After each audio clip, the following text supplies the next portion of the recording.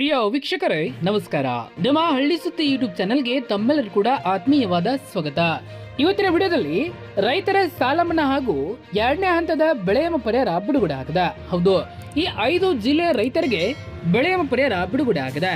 ಹಾಗಾದ್ರೆ ಯಾವೆಲ್ಲ ಜಿಲ್ಲೆಗಳಿಗೆ ಬೆಳೆ ವಿಮಾ ಪರಿಹಾರ ಬಿಡುಗಡೆ ಆಗಿದೆ, ಎಷ್ಟು ಜಮಾ ಆಗಿದೆ, ಹಾಗೆ ಸಾಲ ಮನ್ನಾದ ಬಗ್ಗೆ ಏನಾದರೂ ಹೊಸ ಅಪ್ಡೇಟ್ ಬಂದಿದೆಯಾ, ಸಾಲ ಮನ್ನಾ ಆಗುತ್ತಾ, ಆದರೆ ಎಷ್ಟು ಸಾಲ ಮನ್ನಾ ಆಗುತ್ತೆ, ಹಾಗೆ ಎಷ್ಟು ಬೆಳೆ ಪರಿಹಾರ ಜಮಾ ಆಗಿದೆ, ಎಲ್ಲವನ್ನು ಕೂಡ ನಾನು ಈ ವಿಡಿಯೋದಲ್ಲಿ ಸಂಪೂರ್ಣವಾದ ಮಾಹಿತಿಯನ್ನು ತಿಳಿಸಿಕೊಳ್ಳಲಿದ್ದೇನೆ. ದಯವಿಟ್ಟು ವಿಡಿಯೋನ ಮಧ್ಯದಲ್ಲಿ ಸ್ಕಿಪ್ ಮಾಡದೆ ಕೊನೆವರೆಗೂ ನೋಡಿ.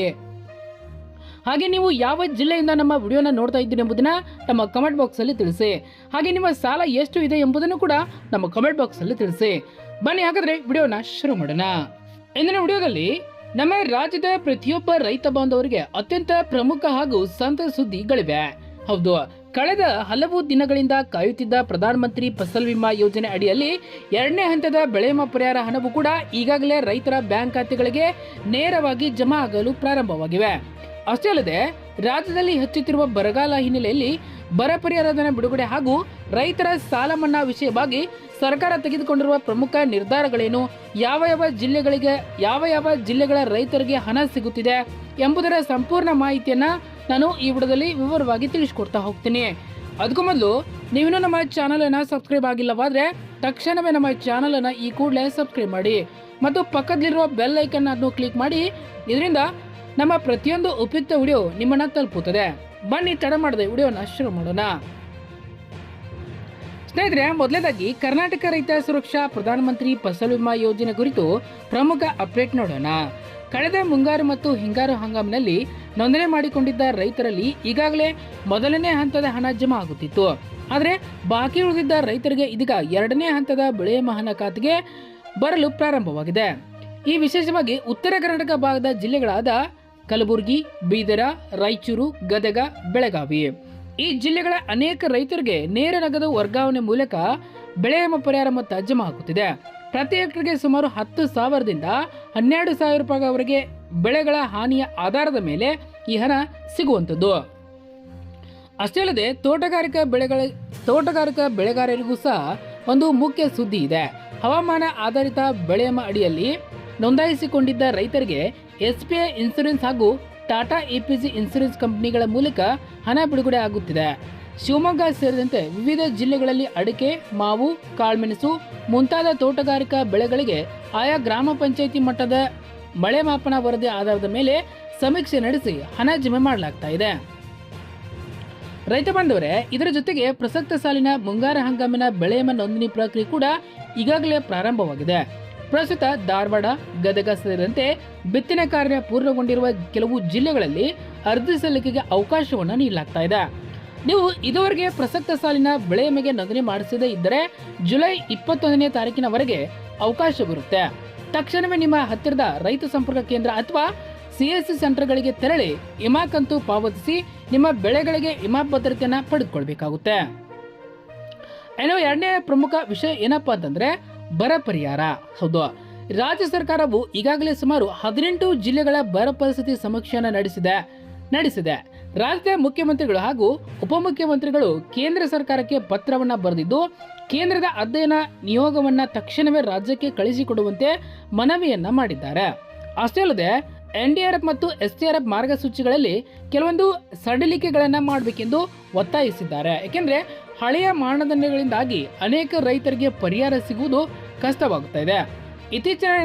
ಇತ್ತೀಚೆಗೆ ನಡೆದ ಎಲ್ಲ ಜಿಲ್ಲೆಗಳ CEOಗಳ ಮಹತ್ವದ ಸಭೆಯಲ್ಲಿ ಕೇಂದ್ರದ ನಿಧಿಗಾಗಿ ಕಾಯ್ದೆ ರಾಜ್ಯ ಸರ್ಕಾರದ ಬಳಿ ಲಭ್ಯವಿರುವ ತುರ್ತು ನಿಧಿಯನ್ನು ಬಳಸಿಕೊಂಡು ರೈತರಿಗೆ ಕುಡಿಯುವ ನೀರು, ದನಕರುಗಳಿಗೆ ಮೇವಿನ ವ್ಯವಸ್ಥೆ ಹಾಗೂ ತುರ್ತು ಪರಿಹಾರವನ್ನು ಒದಗಿಸಲು ಸೂಚಿಸಲಾಗಿದೆ. ಆದ್ದರಿಂದ ಮುಂದಿನ ದಿನಗಳಲ್ಲಿ ಬರ ಪರಿಹಾರ ಹಣದ ಕುರಿತು ರಾಜ್ಯ ಸರ್ಕಾರದಿಂದ ಅಧಿಕೃತ ಘೋಷಣೆ ಹೊರಬೀಳುವ ಸಾಧ್ಯತೆ ಇದೆ.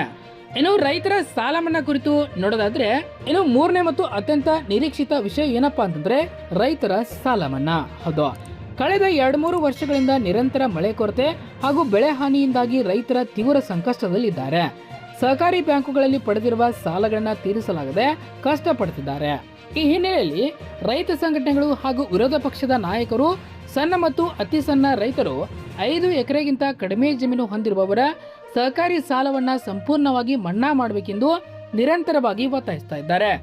ಈ ಕುರಿತು ಸರ್ಕಾರದ ಮಟ್ಟದಲ್ಲೂ ಕೂಡ ಚರ್ಚೆಗಳು ನಡೆಯುತ್ತಿದ್ದು, ಸಾಲ ಮನ್ನಾ ಮಾಡಲು ದೊಡ್ಡ ಪ್ರಮಾಣದ ಅನುದಾನದ ಅಗತ್ಯವಿರುವುದರಿಂದ ಹಣಕಾಸಿನ ಸ್ಥಿತಿಗತಿಗಳನ್ನು ಪರಿಶೀಲಿಸಿ ಮುಂದಿನ ದಿನಗಳಲ್ಲಿ ರೈತರಿಗೆ ಅನುಕೂಲವಾಗುವ ರೀತಿಯ ಸೂಕ್ತ ನಿರ್ಧಾರ ಕೈಗೊಳ್ಳುವ ಭರವಸೆ ಸಿಕ್ಕಿದೆ. ಸಾಲ ಮನ್ನಾಗೆ ಸಂಬಂಧಿಸಿದಂತೆ ಯಾವುದೇ ಅಧಿಕೃತ ಆದೇಶ ಬಂದ ತಕ್ಷಣವೇ ನಾವು ನಮ್ಮ ಚಾನೆಲ್ ಮೂಲಕ ನಿಮಗೆ ತಲುಪಿಸುತ್ತೇವೆ. ರೈತ ಬಂದವರೇ, ಈಗ ನಿಮ್ಮ ಖಾತೆಗೆ ಬೆಳೆ ವಿಮಾ ಹಣ ಬಂದಿದೆಯೋ ಇಲ್ಲವೋ ಎಂಬುದನ್ನು ನಿಮ್ಮ ಮೊಬೈಲ್ನಲ್ಲೇ ಸರಳವಾಗಿ ಚೆಕ್ ಮಾಡ್ಕೊಳ್ಬಹುದು. ಇದನ್ನು ಚೆಕ್ ಮಾಡಲು 2 ಸುಲಭ ಮಾರ್ಗಗಳಿವೆ. ಮೊದಲನೇದಾಗಿ ಸಂರಕ್ಷಣಾ ಪೋರ್ಟಲ್. ಹೌದು, ಇದರ ಲಿಂಕ್ ಬೇಕಂದ್ರೆ ನಾನು ಡಿಸ್ಕ್ರಿಪ್ಷನ್ ಬಾಕ್ಸ್ ಅಲ್ಲಿ ಕೊಟ್ಟಿರ್ತೇನೆ. ನೀವು ಗೂಗಲ್ನಲ್ಲಿ ಸಂರಕ್ಷಣಾ ಕರ್ನಾಟಕ ಎಂದು ಸರ್ಚ್ ಮಾಡಿದರೆ ಅಲ್ಲಿ ಅಧಿಕೃತ ವೆಬ್ಸೈಟ್ಗೆ ಭೇಟಿ ನೀಡುತ್ತೆ. ಅಲ್ಲಿ ನಿಮ್ಮ ವರ್ಷ ಮತ್ತು ಹಂಗಾಮು ಆಯ್ಕೆ ಮಾಡ್ಕೊಳ್ಬೇಕಾಗುತ್ತೆ. ನಂತರ ಅಲ್ಲಿ ಕೆಳಗಡೆ ಚೆಕ್ ಸ್ಟೇಟಸ್ ಮೇಲೆ ಕ್ಲಿಕ್ ಮಾಡಿ ನಂತರ ನಿಮ್ಮ ಆಧಾರ್ ಸಂಖ್ಯೆ ಅಥವಾ ಅರ್ಜಿ ಸಂಖ್ಯೆಯನ್ನು ನಮೂದಿಸಬೇಕಾಗುತ್ತೆ. ಅಲ್ಲಿ ನಿಮ್ಮ ವಿಮಾ ಅರ್ಜಿಯ ಸ್ಥಿತಿ ಮತ್ತು ಹಣ ಜಮಾವಣೆಯ ವಿವರ ಸ್ಪಷ್ಟವಾಗಿ ಕಾಣಿಸುತ್ತೆ. ಇನ್ನು ಎರಡನೇ ಮಾರ್ಗ ಏನಪ್ಪಾ ಅಂತಂದ್ರೆ ಡಿಬಿಟಿ ಕರ್ನಾಟಕ ಆ್ಯಪ್. ಹೌದು, ನಿಮ್ಮ ಮೊಬೈಲ್ನಲ್ಲಿ ನೀವು ಗೂಗಲ್ ಪ್ಲೇಸ್ಟೋರ್ನಿಂದ ಡಿಬಿಟಿ ಕರ್ನಾಟಕ ಆ್ಯಪ್ ಅನ್ನ ಡೌನ್ಲೋಡ್ ಮಾಡಿಕೊಂಡು ನಿಮ್ಮ ಆಧಾರ್ ಸಂಖ್ಯೆ ಮೂಲಕ ಲಾಗಿನ್ ಮಾಡ್ಕೊಳ್ಬೇಕಾಗುತ್ತೆ. ಅಲ್ಲಿ ಪರಿಹಾರದ ವಿವರಗಳು ಈ ರೀತಿ ಇರುತ್ತವೆ. ಅಲ್ಲಿ ಪರಿಹಾರ ವಿವರಗಳ ಮೇಲೆ ಕ್ಲಿಕ್ ಮಾಡಿದ್ರೆ ಸರ್ಕಾರದಿಂದ ನಿಮ್ಮ ಖಾತೆಗೆ ಬಂದಿರುವ ಎಲ್ಲಾ ಬೆಳೆ ವಿಮಾ ಹಣ ಹಾಗೂ ಪರಿಹಾರ ಧನದ ವಿವರ ಸಿಗುತ್ತೆ. ಇನ್ನು ಪ್ರಸಕ್ತ ಸಾಲಿನ ಅಂದ್ರೆ ಈ ವರ್ಷದ ಮುಂಗಾರು ಹಂಗಾಮಿನ ಬೆಳೆ ವಿಮಾ ನೋಂದಣಿ ಕೂಡ ಈಗಾಗಲೇ ಪ್ರಾರಂಭವಾಗಿದೆ. ಪ್ರಸ್ತುತ ಧಾರವಾಡ, ಗದಗ ಸೇರಿದಂತೆ ಮಳೆಯಾಗಿ ಬಿತ್ತನೆ ಕೂಡ ಪ್ರಾರಂಭವಾಗಿವೆ. ಈ ಜಿಲ್ಲೆಗಳಿಗೆ ಅರ್ಜಿಯನ್ನು ಸಲ್ಲಿಸಲು ಅವಕಾಶವನ್ನ ನೀಡಲಾಗಿದೆ. ಅರ್ಜಿ ಸಲ್ಲಿಸಲು ಬೇಕಾಗುವ ದಾಖಲಾತಿಗಳು ಏನೇನು?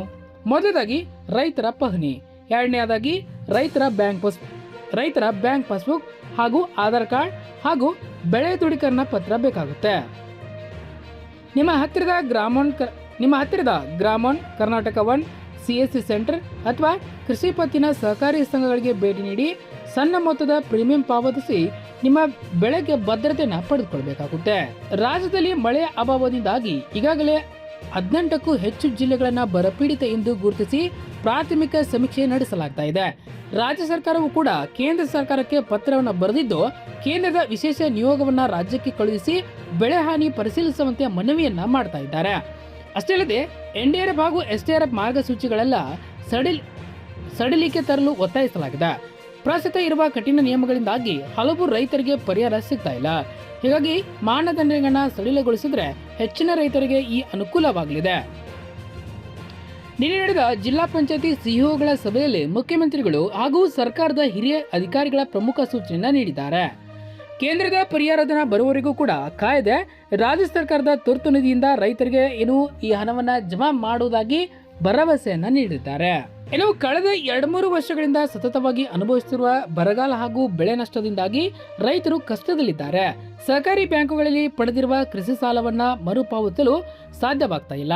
ಈ ಹಿನ್ನೆಲೆಯಲ್ಲಿ ರಾಜ್ಯದ ಪ್ರಮುಖ ರೈತ ಸಂಘಟನೆಗಳು ಹಾಗೂ ವಿರೋಧ ಪಕ್ಷದ ನಾಯಕರು 5 ಎಕರೆಗಿಂತ ಕಡಿಮೆ ಜಮೀನು ಹೊಂದಿರುವ ಸಣ್ಣ ಮತ್ತು ಅತಿ ಸಣ್ಣ ರೈತರ ಸಹಕಾರಿ ಸಾಲವನ್ನ ಸಂಪೂರ್ಣ ಮನ್ನಾ ಮಾಡಬೇಕು ಎಂದು ನಿರಂತರವಾಗಿ ಪ್ರತಿಭಟನೆಯನ್ನ ನಡೆಸ್ತಾ ಇದ್ದಾರೆ.